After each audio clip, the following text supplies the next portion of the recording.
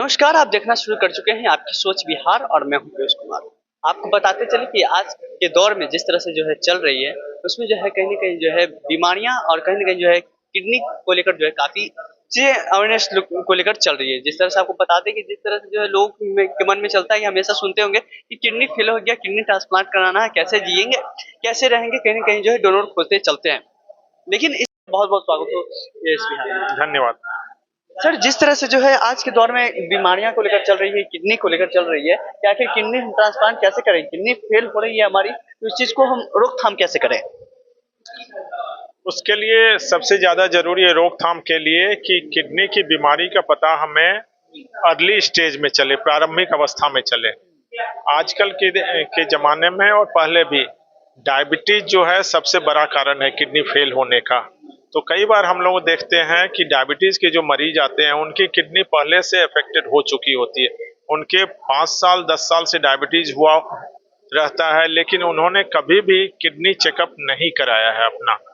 तो हमारी आपसे गुजारिश है, रिक्वेस्ट है, सलाह है कि जब कभी डायबिटीज के कोई भी मरीज मिले आपके घर परिवार में, आपके जान पहचान में, आपके मित्र सर्किल में, जैसे ही पता चला कि उनको डायबिटीज है, पहला काम करें कि उनका किडनी का चेकअप कराएं। बहुत आसान सा 2 टेस्ट होता है, ब्लड का और यूरिन का। वो टेस्ट करने से पता चलेगा कि किडनी में कुछ परेशानी है कि नहीं है। अगर किडनी में परेशानी है तो तुरंत डॉक्टर को दिखाएं, किडनी विशेषज्ञ को। अगर परेशानी नहीं है तो प्रति वर्ष में एक बार आपने किडनी चेकअप कराना है। इससे क्या होगा कि किडनी की बीमारी अर्ली स्टेज में, आरंभिक अवस्था में पता चलेगी और उस समय उस किडनी के फेल होने से रोकना उसको काफी हद तक संभव होता है अगर हमने बीमारी को प्रारंभिक अवस्था में पकड़ा तो। तो कैसे पता चलेगा कि जो है हमें जो है किडनी की बीमारी हो रही है, किडनी किडनी फेल होने की जो है संभावना है, कैसे पता चलेगी वह? किडनी फेल होने के जो लक्षण होते हैं वो काफी देर से आते हैं। तो अगर आप इंतजार करेंगे कि हमें कोई लक्षण नहीं, हमें कोई असुविधा नहीं है, तब तक बहुत देर हो चुकी होगी। तो इसीलिए बताया कि जिनको किसी को भी डायबिटीज है या ब्लड प्रेशर है या बार बार यूरिन का इन्फेक्शन होता है, किडनी में स्टोन है, ऐसे लोग तुरंत जांच कराएं। अगर आपको कुछ भी नहीं है और आपकी उम्र 35 साल से ऊपर है तो प्रति वर्ष एक बार जरूर चेकअप कराएं अपना, मास्टर हेल्थ चेकअप जिसको बोलते हैं। साधारण से चेकअप होते हैं, उसमें किडनी भी शामिल है और उसमें अगर हमें पता चला तो फिर हम आपको बताएंगे कि क्या करना है। वैसे जिनको किसी को किडनी का प्रॉब्लम नहीं भी है तो किडनी को स्वस्थ रखने के लिए 4-5 चीजें बहुत जरूरी है। पेन किलर नहीं लेना है, तंबाकू बहुत ज्यादा खराब करता है, कोई भी नशा खराब करता है। नियमित रूप से कुछ व्यायाम करें, सफिशिएंट पानी पिएं। तो ये सब करने से आपकी किडनी बहुत हद तक स्वस्थ रहेगी और आपको किडनी की बीमारी होने की संभावना कम हो जाएगी।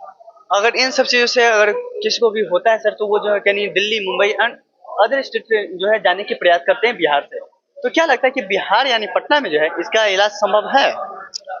यही चीज हम फिर से आप लोगों से रिक्वेस्ट करेंगे, जो जो इलाज दिल्ली में है, बॉम्बे में है या भारत के बाहर है, वो सारा इलाज पटना में उपलब्ध है। किसी भी चीज के इलाज के लिए 3 चीजों की जरूरत होती है। एक कि आपकी अच्छी जगह हो जिसको इंफ्रास्ट्रक्चर बोलते हैं। दूसरा हेल्थ केयर वर्कर यानी कि डॉक्टर और नर्सेज जो कि क्वालिफाइड हो, उनको एक्सपीरियंस हो, एक्सपर्ट हो। और तीसरी चीज होती है मशीनरी, इक्विपमेंट, वो हो। ये तीनों चीज हमारे पटना में प्रचुर मात्रा में उपलब्ध है। अब किसी को भी कहीं जाने की जरूरत नहीं है। फिर भी आप जाना चाहते हैं तो ये आपकी इच्छा है, कोई आपको रोकेगा नहीं। लेकिन कई लोग अनजाने जाते हैं कि यहाँ शायद उपलब्ध नहीं है। तो हम सब लोगों को आश्वस्त करना चाहेंगे कि किडनी की सारी बीमारियों की सारी चिकित्सा पटना में उपलब्ध है और बहुत अच्छे से आप करा सकते हैं इलाज। किडनी ट्रांसप्लांट लेकर भी बातचीत होती है, लेकिन इस पे जो है आखिर लोग कैसे विश्वास करें? कहीं न कहीं हिचकिचाहट होता है कि जो है हम कैसे करें? क्या इस पे मेरा सक्सेस हो पाएगा क्या? इस चीज़ को लेकर आप क्या कहेंगे? किडनी ट्रांसप्लांट एक बहुत ही सक्सेसफुल चिकित्सा प्रणाली है। इसमें सफलता की परसेंटेज जो बोलते हैं वो 95 से 98% तक है।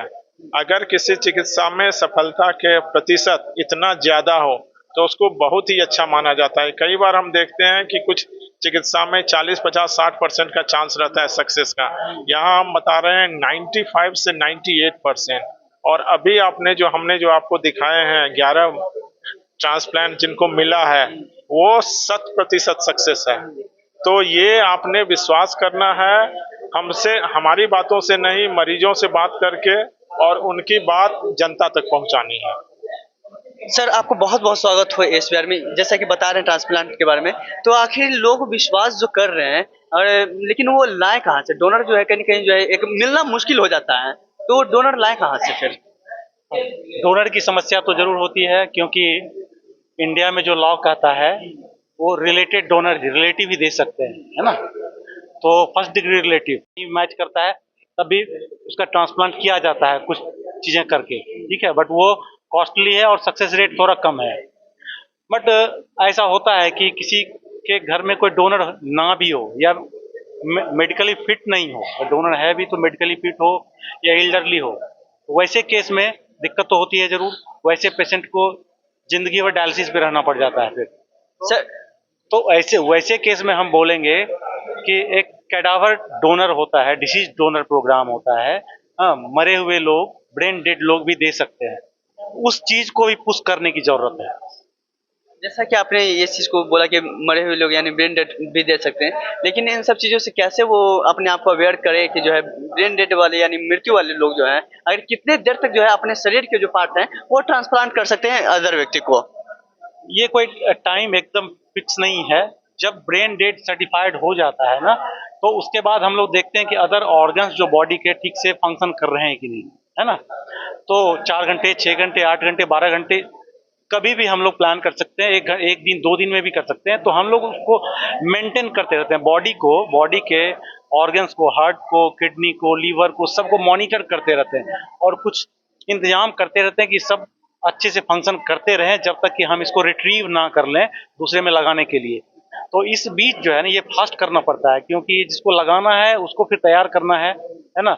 जल्दी से तैयार करना, प्रिपेयर करना है।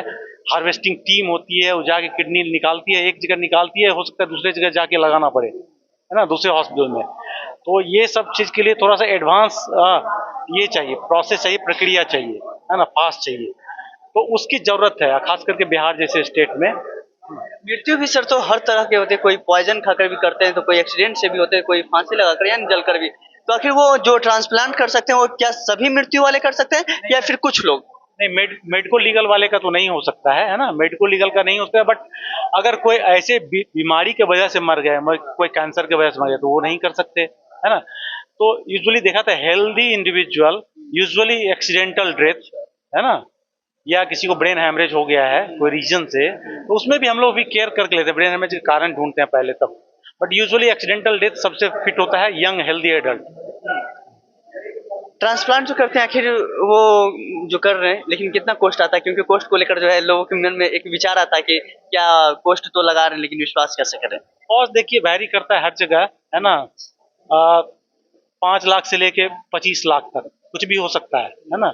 बट हमारे यहाँ हम बोलेंगे कि मोटा मोटी अंडर 10 लाख के में सब कुछ हो जाता है, सारा काम, ठीक है ना। अदर पर्सन में भी सारा ब्लड ग्रुप यानी सारा कुछ मिल रहा है, तो फिर अदर पर्सन को क्यों नहीं ला सकते? नहीं, वो लॉ परमिट नहीं करता अदर पर्सन को। उसमें एक चीज है हम लोग कर सकते हैं, स्वाप बोलते हैं, है ना, स्वाप वो कर सकते हैं।